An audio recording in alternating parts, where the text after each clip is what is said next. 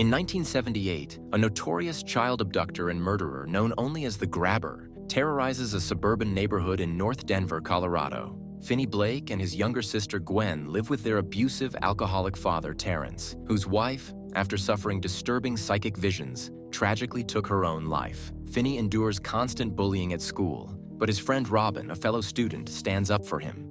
Gwen, who inherited her mother's psychic abilities, has vivid dreams of the Grabber abducting Bruce, a boy Finney knew from Little League. When detectives Wright and Miller question Gwen about her disturbing visions, her father harshly punishes her. The Grabber abducts Robin, and a few days later he kidnaps Finney while he's walking home from school.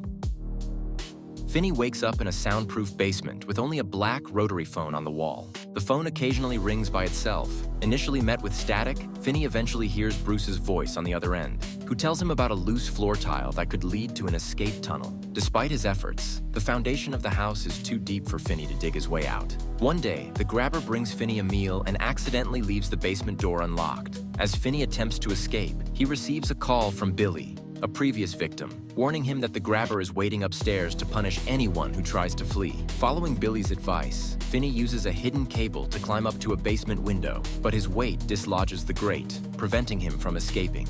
Meanwhile, Gwen confides in her father about her dreams of Finney's abduction. Detectives Wright and Miller investigate Max, an eccentric local staying with his brother, who shows an odd interest in the Grabber's crimes. It is later revealed that Finney is imprisoned in Max's basement, and the Grabber is his brother. Finney gets a call from Griffin, another past victim, who provides him with the combination to the front door lock, telling him that the Grabber has fallen asleep. Finney manages to unlock the door but is quickly recaptured when the Grabber's dog Samson barks, alerting his captor.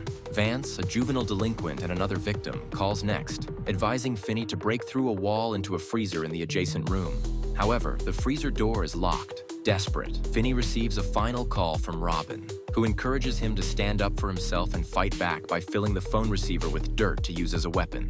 Gwen, guided by a vision, calls the detectives and gives them the Grabber's address. They rush to the location and uncover the bodies of his victims buried in the basement. Meanwhile, Max, realizing Finney is being held in the house, attempts to rescue him but is killed by the Grabber. The killer turns on Finney, planning to end his twisted game.